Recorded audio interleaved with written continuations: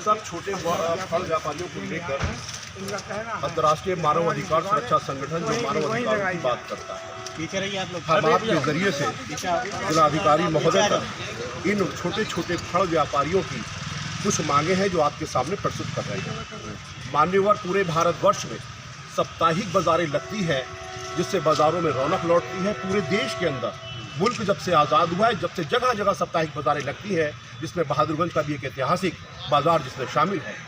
इस बाजार से रोजी रोटी कमा करके अपने बच्चों का भरण पोषण करने वाले छोटे व्यापारियों पर आर्थिक और मानसिक संकट आ गया है।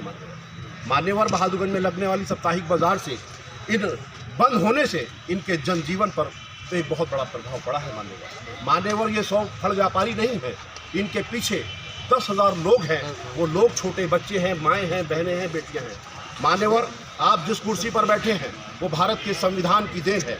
तो मान्यवर, मैं अपनी बात को यहीं से शुरू करता हूँ कि आप जो चाहते तो हालात बदल सकते थे, आप जो चाहते तो हालात बदल सकते थे और इनकी आंखों के आंसू आपकी आंखों से निकल सकते थे। आप तो ठहरे ही रहे, झील के पानी की तरह, दरिया बनते तो बहुत दूर निकल सकते थे।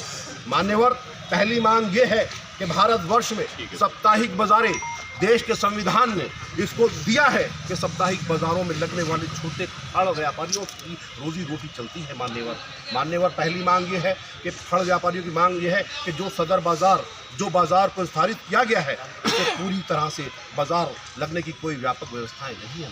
मान्यवर, आपने भी देखा है, नगर आयुक्त महोदय ने भी देखा है, जिलाधिकारी महोदय ने भी देखा है कि कुंटलों के हिसाब से धूल है वहां पर।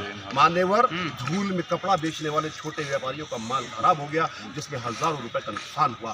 क्या ये बात गलत है मान्यवर कि जब बाजार को स्थापित किया गया था, उस बाजार के व्यापारियों को यह आश्वासन दिया गया था कि हम यहाँ पर पानी का छिड़काव करेंगे, इंटरलॉकिंग की व्यवस्था करेंगे, टीन शेड की व्यवस्था करेंगे। मान्यवर, ऐसा कुछ नहीं हुआ, जिससे छोटे व्यापारियों का बहुत बड़ा नुकसान हुआ है। मान्यवर, इनके ऊपर आर्थिक संकट गहरा गया है।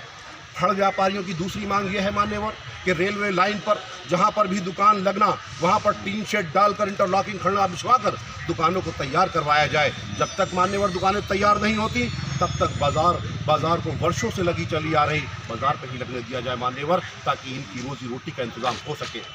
मान्यवर, तीसरी मांग हमारी ये है कि पूरे भारतवर्ष में सैकड़ों सालों से साप्ताहिक बाजारें लगती आ रही हैं, उसी में एक बहादुरगंज साप्ताहिक बाजार भी है। इसलिए महोदय, अंतर्राष्ट्रीय मानव अधिकार सुरक्षा संगठन जो मानव अधिकारों की बात करता है, देश के संविधान की बात करता है, आपसे आशा उम्मीद रखता है कि इस बाजार में गरीब बेसहारा, दबे कुचले, छोटे छोटे फंड लगाकर अपने बच्चों को जैसे तैसे भरण पोषण करते हैं। पिछले 2 हफ्तों से सुचारू रूप से बाजार न लगने के कारण मान्यवर, फल व्यापारियों पर आर्थिक संकट आ गया है।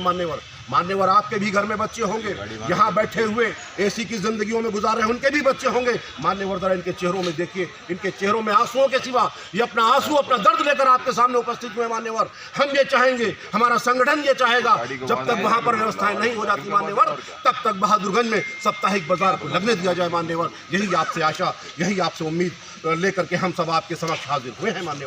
मान्यवर, आखिरी और अंतिम बात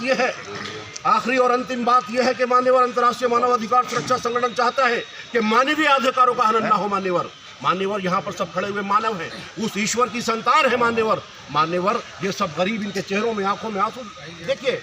क्या ये सही था कि वहाँ पर मान्यवर, मैंने अपनी बात पढ़ ली मान्यवर, अपनी बात पढ़ ली है, दोहराना पड़ेगा मान्यवर, क्योंकि इनकी आंखों के आंसू जी, ठीक है।